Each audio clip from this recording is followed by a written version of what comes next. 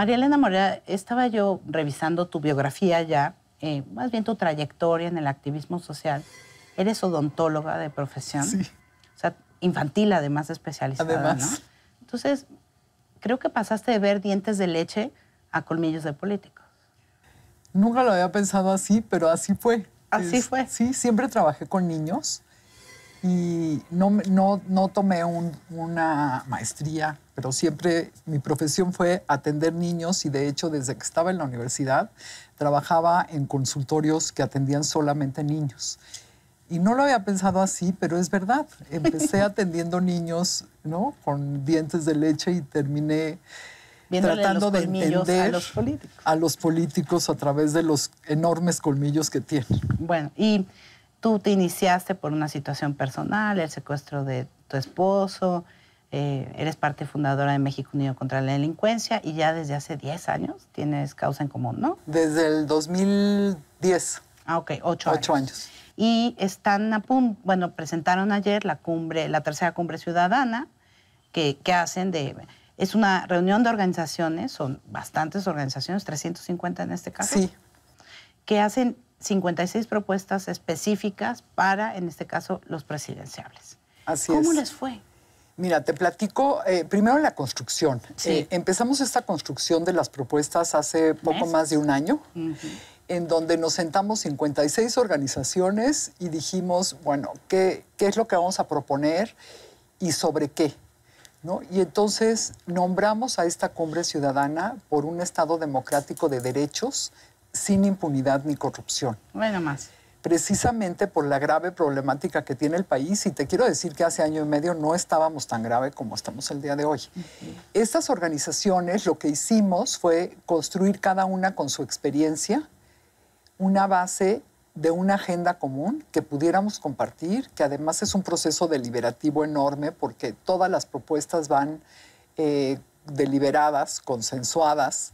Entonces es un gran esfuerzo de parte de la sociedad civil. Y con un análisis presupuestal, o sea, no es una cosa volada. Sí, pues, o sea, si tú entras a la página de cumbreciudadana.org.mx, lo que ves son diagnósticos, si la propuesta es viable presupuestalmente, ves si necesitas hacer cambios legislativos, si solamente son cambios en política pública.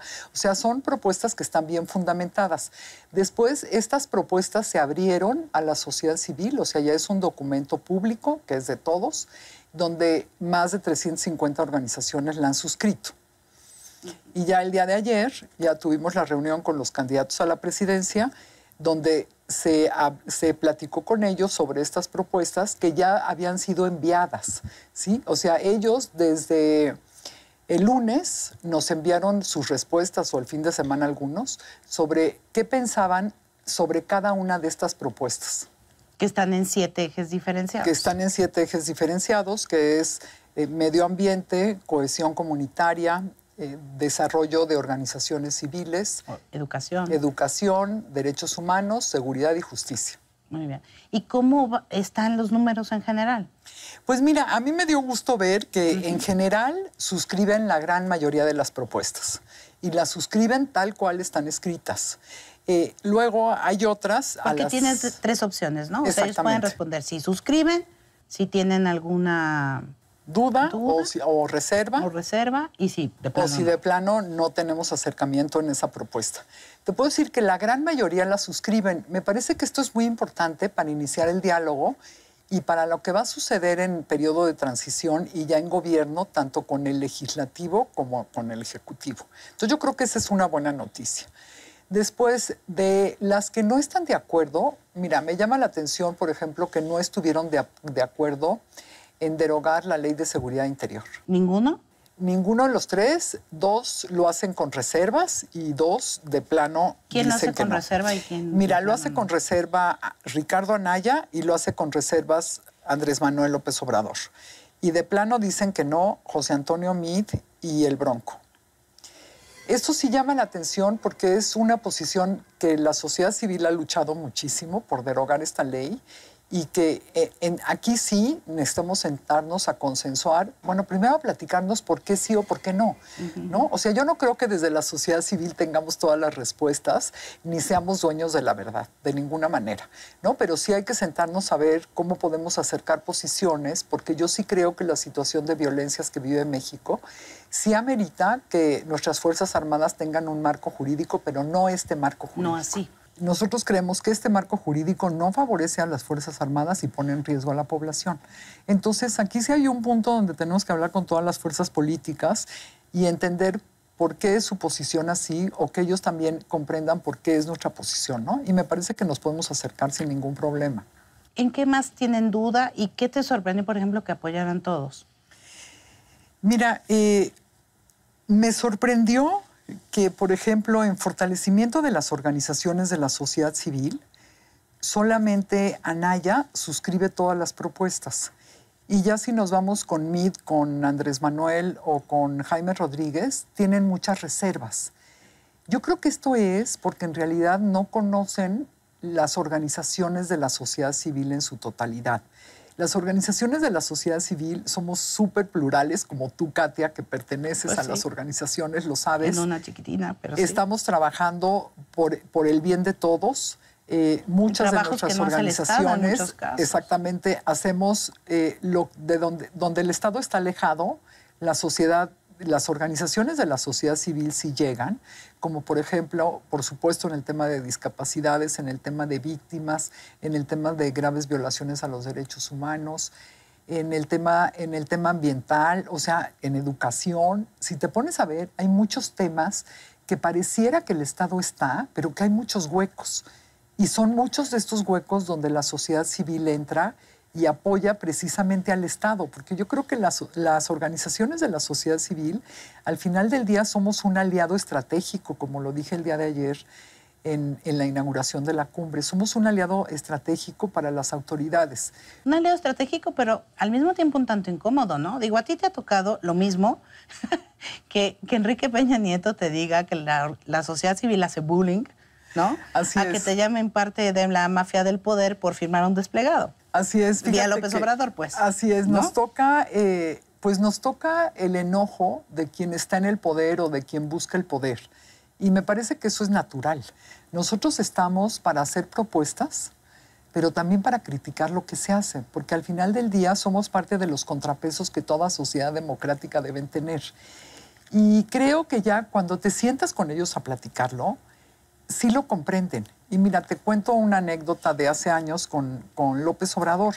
Cuando la marcha ciudadana del 2004, la marcha de blanco, Andrés Manuel dijo que, bueno, nos dijo pirurris y que nos mantenía, creo que Salinas de Gortari, al cual yo ni conocía.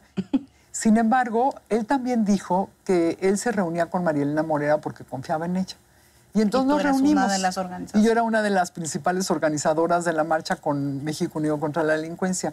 Y nos sentamos y hablamos y pudimos tener diálogos constructivos y después pudimos construir con su equipo, ¿no? Entonces me parece que más que todo estas respuestas reflejan que no conocen la gran diversidad que hay en las organizaciones civiles y por tanto tampoco no conocen las necesidades que tienen las organizaciones civiles. Mira, por ejemplo, una que casi ninguno suscribió es permitir que las organizaciones que somos donataria autorizada, o sea, que pueden deducir impuestos que podemos de las deducir donaciones. impuestos de las donaciones, que estas organizaciones puedan donarle a organizaciones que no tienen la donataria. Por supuesto que esto va bajo un registro estricto y por supuesto que esto bajo un acompañamiento. Y sin embargo, tanto José Antonio Meade como Andrés Manuel y como Jaime dijeron que no, ¿no? De alguna manera, con reservas o de plano que no. Entonces yo creo que más bien aquí es que no conocen la dificultad que hay para muchas organizaciones y por eso es que en México casi no hay organizaciones de la sociedad civil. ¿No? Más o como menos. 36, 38,000, contando ya todas. Sin embargo, son muy poquitas. Si tú te vas, por ejemplo, a Chile, con la sexta parte de los habitantes tienen más de 200,000. ¿No? Ya no digamos en Estados Unidos que hay más de 2 millones.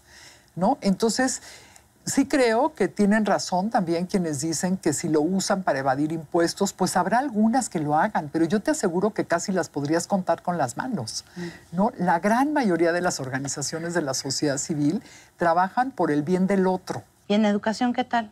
Digo, ha habido mucha controversia con respecto, por ejemplo, a López Obrador en el tema. Sí, ¿Cómo fíjate va que en ese suscribieron casi todas en positivo, a excepción de asegurar un gasto operativo fijo para las escuelas de educación básica, que lo pusieron con reservas. Entonces, en las de educación, en casi todos estuvieron de acuerdo. Andrés Manuel tiene algunas reservas en algunos de los puntos. Sin embargo, me parece que todas las posiciones se pueden acercar. María Elena, y una vez que ya tenemos este checklist que lo pueden checar en la página de Causa, que va a estar en el de Cumbre Ciudadana, ahí va a estar, y por supuesto en Causa y en muchas otras organizaciones. Sí, yo lo tuiteo hoy todo el día. Pero, ¿después qué sigue? ¿Qué sigue? O sea, ¿qué sigue?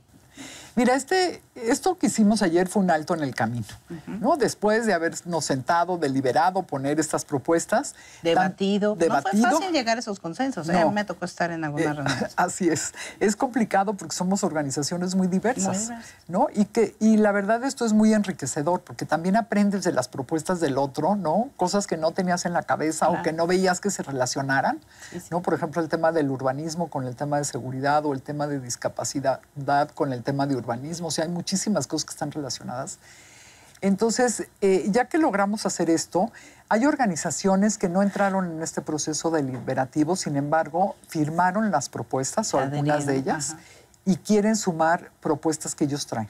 Por ejemplo, nos pasó en el tema de migración, nos pasó en el de derechos humanos, en el de justicia, que hay más gente que quiere entrar y poner propuestas.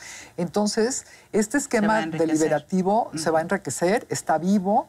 Haremos una nueva sesión para poner propuestas que todas vengan, como lo dijimos desde un principio, que tengan un diagnóstico, viabilidad presupuestal, etcétera. Pero yo me refería... se van a integrar. Ok, pero ¿y más allá del 1 de julio qué? Más allá de eso...